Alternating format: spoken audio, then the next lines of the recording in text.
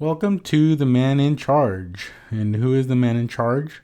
Well, that's Jesus Christ, who sits at the right hand of the Father. So my family and I, we went out to Disneyland last week. It was very enjoyable. We had a great time. My son, that was the second time at Disneyland, and yeah, he had a great time. This time, Toontown was open, which was great for all of us. I grew up going to Toontown and going into Mickey's house and doing all the Toontowny things. So it was great to see that it was open once again. Since the last time we went, it was closed. But yeah, it was a good experience. Again, we left from Texas to land in California, and it seems like two separate nations. Here in Texas, there's a different feel, at least when it comes to drug usage as compared to California. When we landed in California, right off the bat, we smelled marijuana. So it was a bit different. So my son got exposed to that. So that's why we're not returning back. Anyways, we had a great time, and now we're back in the great state of Texas, and we are settling in. The only thing that is when you travel and then you come back, it it does feel like you need a vacation from your vacation. So now that we've been here in Texas for a week now, it does seem a bit. Uh, we were a bit disoriented, and now I feel that we're finally into the groove of things. That's why I did not record for almost a couple of weeks, because we were preparing to go out into California, and it took a lot of time of preparation. And now I see what it takes to travel, come back, and try to get into the groove.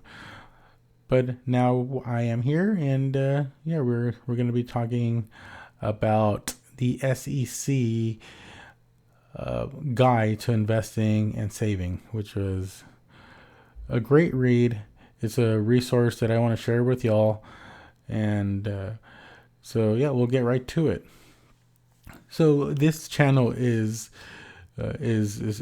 to reach people that want to be good stewards of their finances to please God, and that's what we want to do, especially because we as Christians understand that all things come from God, and when all things come from God, yeah, we must handle those gifts in a certain way. And one of the one of the things that I want to focus on today is going back to the I guess the principles of getting started, going back to the fundamentals. And I stumbled across this SEC article that was very useful. I think for many people that are wanting to prepare a plan to start considering all expenses, all assets, and all different forms of expenditures. So yeah, I'll share the link on this on my description of this video, and I want to share with you a couple of charts that were included on this SEC link that I'm sharing with you guys. It's like a brochure, not a brochure because they're not trying to sell you anything, but it is some good literature. So on this, I'll call it a pamphlet. There is one of the first things that they bring up on this worksheet is the keys to financial success. Making a financial plan, which is getting started, getting serious about what you want to do with your income, and what is your overall goal, because we all have a goal. It may be as a humble goal of paying off everything or your monthly expenses on time. That may be one of your goals. That's how far you've thought about your financial responsibilities. Or it may be that you're looking to buy a home, or you're looking for a comfortable retirement. So those are some things that we need to start thinking about. Or at least when I started making a plan, I was thinking I was thinking long term, short term, and also some mid range goals. But yeah, making a financial plan is important. So yeah, with this brochure, it's not a brochure, it's like a worksheet. This worksheet does give you some useful charts, and which I'll be showing you shortly, on how to start considering these different goals and how you can get there. And number 2 on this is the paying off any high interest debts. That is one of the hindrances of our finances, is when we have debt, especially debt that has high interests, that really slows down your potential growth.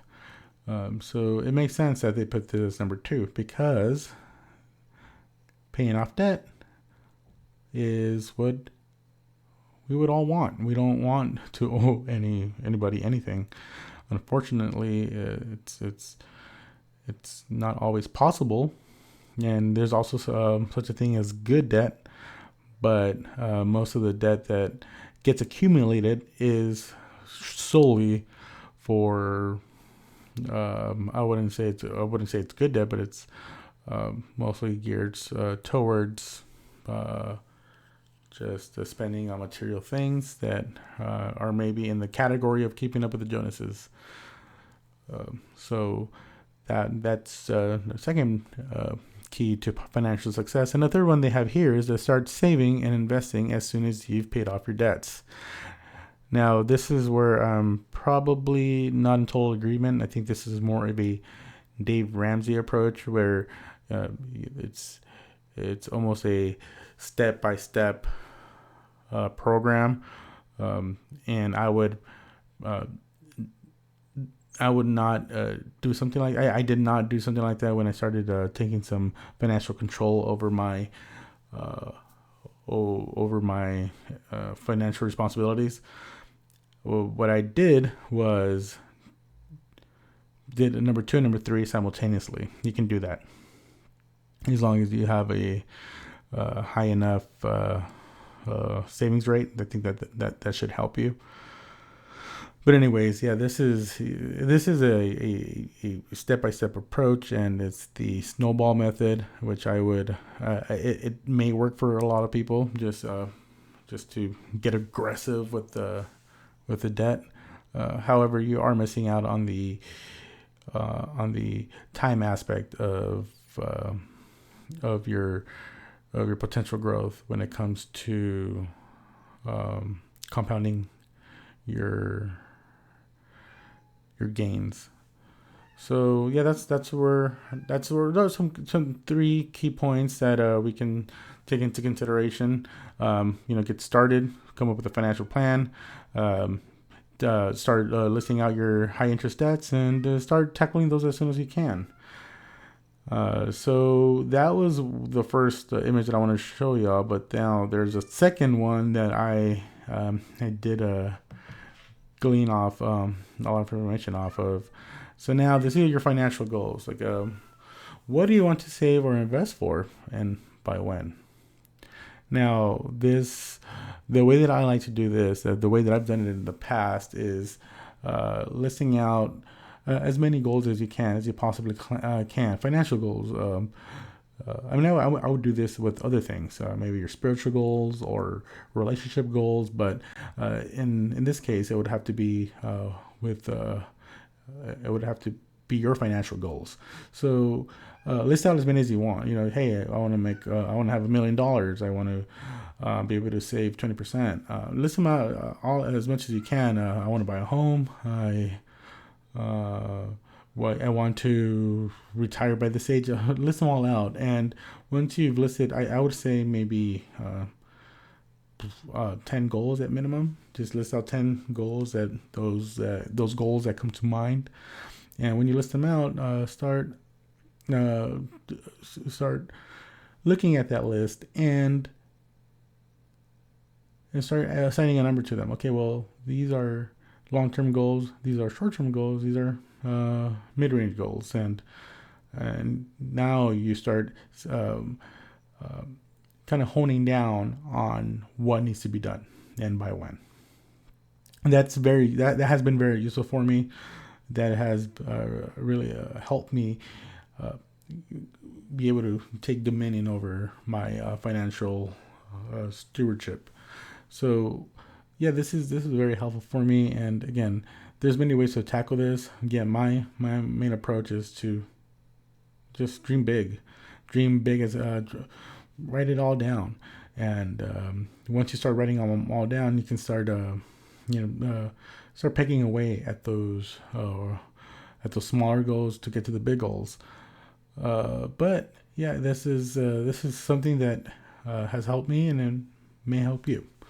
Now, the next image that I also found very helpful was this your net worth statement. Now, net worth statements have been, I haven't been I wouldn't say the biggest fan, but I have not done it diligently, and I've done it once during the first year where I wanted to take control of my finances, and I did it that one time, and I've been wanting to actually continue to do this, but it does take it's a hard pill to swallow to see how much you're actually worth. But very useful, because then that'll give you a better understanding of where you sit when it comes to your assets and liabilities. So here you go. It's you break down your assets, you break down your liabilities, put them on different columns, and start listing out what do you own, how much cash do you have, your savings, your real estate, other investment, personal property. You start counting your shoes, your socks, and just ledger them up and see how much the total is on the assets column. Now, your liabilities, this is where you start looking into your debt, credit card debt, your mortgage balance, and student loans, all of this. So you'll see that your mortgage balance is probably gonna be your biggest liability if you have a mortgage. Now, if you don't, so you're probably better off. But yeah, this is very useful to see exactly where you're sitting and what your net worth actually is. And there are some numbers that or some recommendations that would probably scare you. Yeah, there's some crazy equations where you times your age by your salary, and that should be your net worth, and it's like, whoa, that's pretty big. But anyways, yeah, this is a good exercise that should be done annually, maybe at the beginning of the year, end of the year, and actually beginning of the year, so you can see where you're at and what the next year looks like, or you can do it at the end of the year as well. But this should be very helpful for y'all. It was helpful for me in the beginning. It made me realize I was worth nothing. But it actually gives you a number. It gives you something to work off of. So it's very useful. Now the last image I want to show you guys is this: know your income and what you spend. So monthly expenses. This is very useful for your budgeting, your monthly financial responsibilities. And once you get a good grasp of knowing your expenses, then you'll know what your upkeep is. And as one, I think it was Jim Rohn that said this. It says that if your expenses exceed your income, your upkeep will be your downfall. That's it should be a rude awakening for all of us. Again, if your upkeep, or no, sorry, if your expenses exceed your income, then your upkeep will be your downfall. So that's something that we should keep in close to us at all times. It's a little saying that we don't want to fall in. We never want our monthly expenses to exceed our income. Otherwise, we're in deep trouble. So when you're listing these out, from my experience, it has been very useful to list out even the amount of this may be a little bit too much, but even the amount of electricity you're using, amount of water. But I guess that's when you're struggling and you're wanting to see exactly where all your dollars are going towards. And I mean, the more you know where every penny goes, the more you'll know exactly what it takes to keep you alive. So this is very useful as well. And on all these charts, you'll do it at different times of the year. The monthly expenses shouldn't change that often. They may be because of some unbeknownst event in our lives that may cause things to increase, or you pay off a car and that may decrease the amount of expense that you have in your financial life.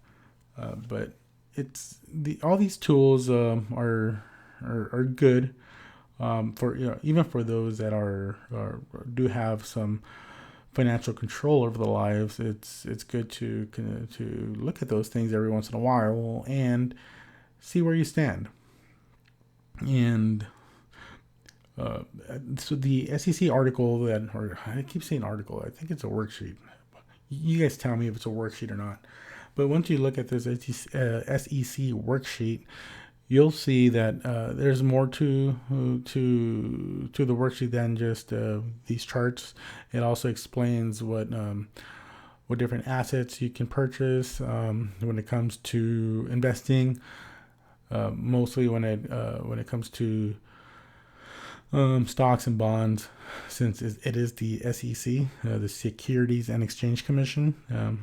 It's mostly focused on the U.S. markets when it comes in stocks and bonds. So it's a good tool to have, especially for those that are beginning. I know that if I had that in the beginning when I first started looking into financial independence, then this would have been great, especially because it is SEC and it is the SEC that does regulate the markets, or doesn't regulate it, but it. And I wouldn't say it's perfect, but it does intervene in the markets to avoid any malevolent behavior.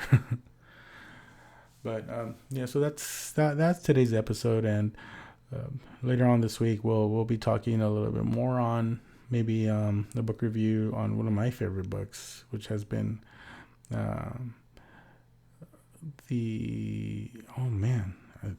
totally blanked, but it's a Warren Buffett recommendation, and once we'll review it, and we'll hope that we can become better at in our financial stewardship. And lastly, I also want to speak on some political things. I know that YouTube does or at least is cracking down on a lot of the rhetoric that comes from the conservatives and the especially conservative Christians. So that's my goal, and um, I don't want to be inflammatory, but it may come off that way. And my goal is to call out the sin in this world, call it for what it is, and if that rubs people the wrong way, it's because sin is offensive to everyone, even when you call it out. So yeah, until next time, I'll continue to make content for everyone, for my subscribers. This channel is going to continue to grow. I do have faith in that, and it is starting off as a financial Christian channel, but not like Dave Ramsey. It should grow into something more than that, and maybe even it may turn into. But this is kind of thinking down the road. It may be this channel may be an activist financial channel where we'll call out or even short certain companies that are wicked. But maybe that's thinking down the line, and maybe it won't be that. Maybe we may be more charitable. But in any event, yeah, we'll keep you updated, and stay blessed, and I'll see you next time.